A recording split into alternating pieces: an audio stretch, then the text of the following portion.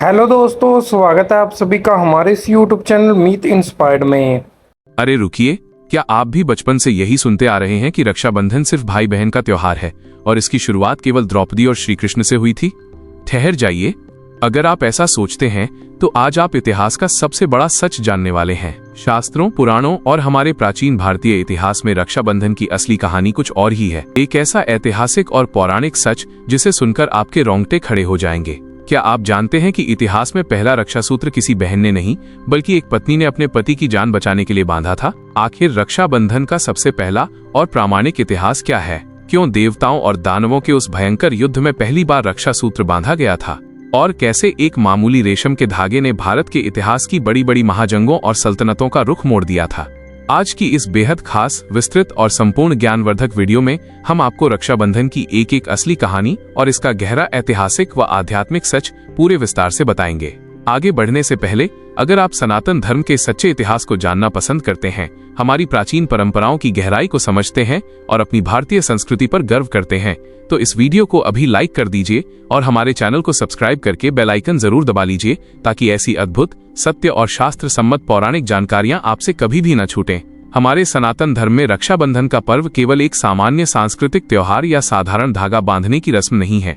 ये रक्षा के अटल संकल्प, तपोबल, अध्यात्म और अटूट विश्वास का सबसे शक्तिशाली प्रतीक माना गया है। जब हम रक्षाबंधन के इतिहास के पन्ने पलटते हैं और प्राचीन ग्रंथों का अध्ययन करते हैं तो सबसे पहला, मुख्य और प्रामाणिक प्रसंग हमें भविष्यानुपुराण यानी भविष्य पुराण में मिलता है। पौराणिक काल में एक बार देवताओं और असुरों के बीच भयंकर और विनाशकारी युद्ध छिड़ गया। यह युद्ध कोई 2-4 दिन नहीं बल्कि लगातार 12 वर्षों तक चलता रहा। दानवों का राजा बलि अपनी विशाल आसुरी सेना, छल कपट और असीम शक्तियों के बल पर देवताओं पर भारी पड़ रहा था। अंततः असुरों ने देवराज इंद्र को पराजित कर दिया। देवताओं की हार हुई और दानवों ने स्वर्ग लोक पर अपना पूर्ण अधिकार जमा लिया। सभी देवताओं को स्वर्ग से निष्कासित कर दिया गया और वे जंगलों में भटकने के लिए मजबूर हो गए। असुरों के अत्याचार से तीनों लोकों में हाहाकार मच गया। देवराज इंद्र अपनी इस शर्मनाक पराजय और धर्म की हानि से बेहद दुखी, लज्जित और चिंतित थे। वे अपनी धर्मपत्नी शची, जिन्हें इंद्राणी भी कहा जाता है, के साथ देवगुरु बृहस्पति की शरण में पहुंचे।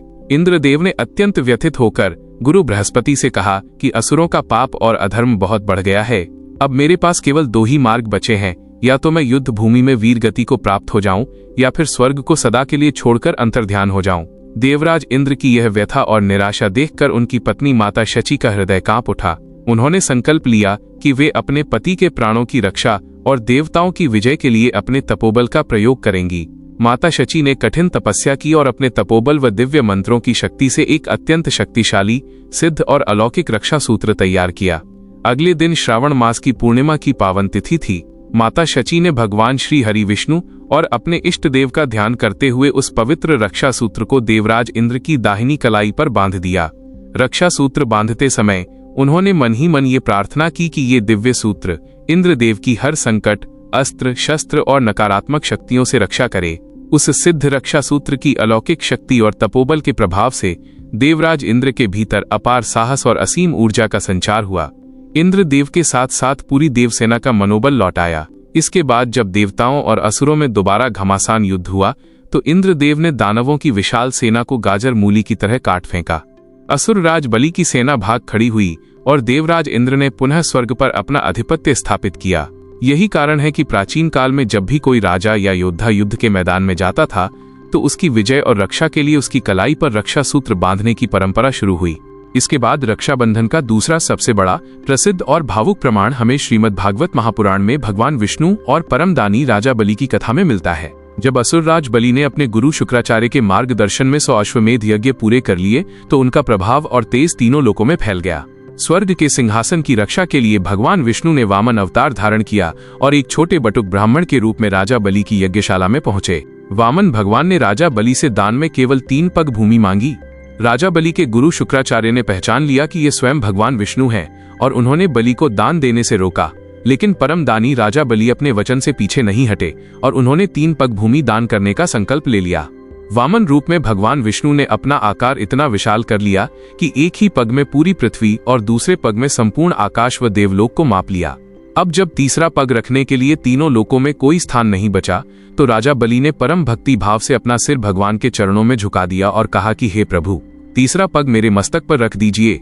भगवान विष्णु राजा बलि की इस अनन्य भक्ति, सत्यनिष्ठा और दानवीरता से अत्यंत प्रसन्न हुए। उन्होंने बलि को सुतल लोक का राज्य सौंप दिया और उनसे कोई एक वरदान मांगने को कहा। राजा बलि ने भगवान से कहा कि हे प्रभु, यदि आप मुझसे प्रसन्न हैं तो मुझे ये वरदान दीजिए कि जब भी मैं सुबह उठूं और रात को सोऊं तो मुझे केवल आपके दर्शन हो। आप स्वयं मेरे महल के द्वारपाल बनकर हमेशा मेरे सामने रहें। भगवान विष्णु अपने भक्त के प्रेम के वशीभूत हो गए और उन्होंने राजा बलि का द्वारपाल बनना स्वीकार कर लिया। भगवान विष्णु वैकुंठ लोक छोड़कर सुतल लोक में राजा बलि के महल पहरा देने लगे।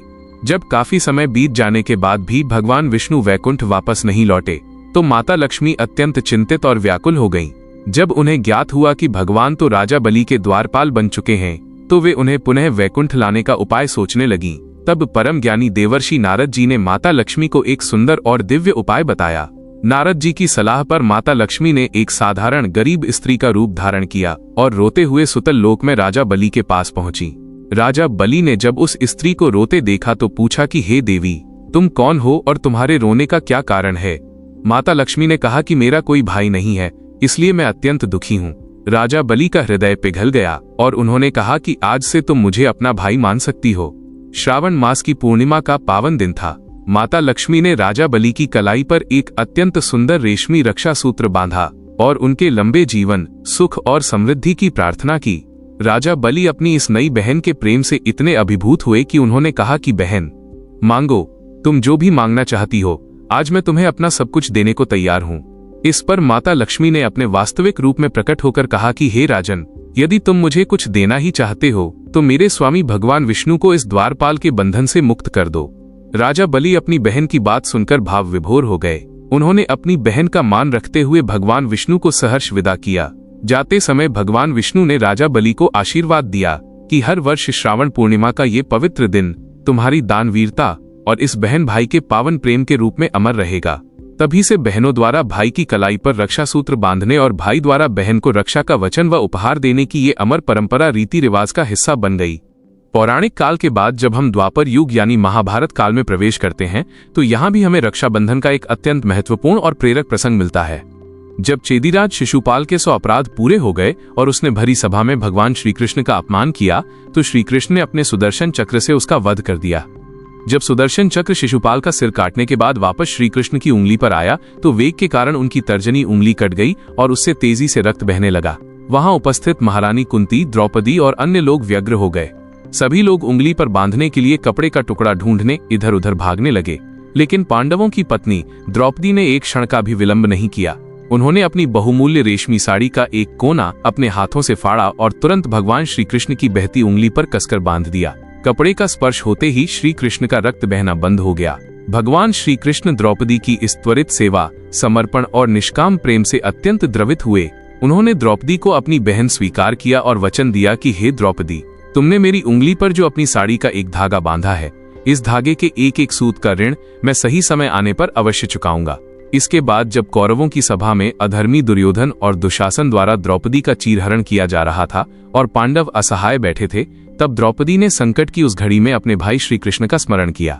भगवान श्री कृष्ण ने अपनी माया से द्रौपदी की साड़ी की लंबाई को अनंत बढ़ा दिया, जिससे दुशासन खींचते खींचते थककर गिर पड़ा, लेकिन द्रौपदी की लाज बच गई। ये घटना सिद्ध करती है कि रक्षा सूत्र केवल एक धागा नहीं, बल्कि संकट के समय बहन की रक्षा करने का एक अमूर्त और अमर वचन है। पौराणिक और वैदिक काल से निकलकर जब हम भारत के मध्यकालीन और प्राचीन इतिहास के पन्नों को पलटते हैं तो वहां भी रक्षाबंधन ने कई ऐतिहासिक मोड़ों पर अपनी अमिट छाप छोड़ी है।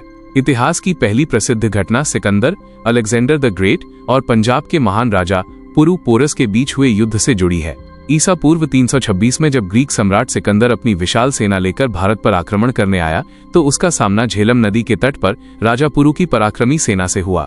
राजा पुरु के साहस और हाथियों की सेना से सिकंदर की सेना थर थर कांपने लगी थी। सिकंदर की पत्नी रोक्साना, जिन्हें भारतीय इतिहास में रुखसाना कहा जाता है, अपने पति की सुरक्षा को लेकर बेहद भयभीत थीं। उन्होंने राजा पुरु की वीरता और उनके धर्मनिष्ठ आचरण के बारे में सुन रखा था। रुखसाना ने एक भारतीय परंपरा का पालन करते हुए राजा पुरु के पास एक गुप्त संदेशवाहकों के जरिए एक रेशमी रक्षा सूत्र भेजा और उनसे ये प्रार्थना की कि वे युद्ध के मैदान में सिकंदर पर प्राणघातक प्रहार न करें। राजा पुरु ने उस रक्षा सूत्र का मान रखा और उसे अपनी कलाई पर बांध लिया। जब युद्ध के दौरान ऐसा समय आया कि राजा पुरु सिकंदर का वध कर सकते थे, तब उन्होंने अपनी कलाई पर बंधे उस रक्षा सूत्र को देखा और अपना हाथ रोक लिया। राजा पुरु ने सिकंदर को जीवन दान दिया। एक विदेशी स्त्री द्वारा भेजे गए रक्षा सूत्र के सम्मान ने इतिहास के सबसे बड़े युद्धों में से एक का परिणाम बदल दिया था।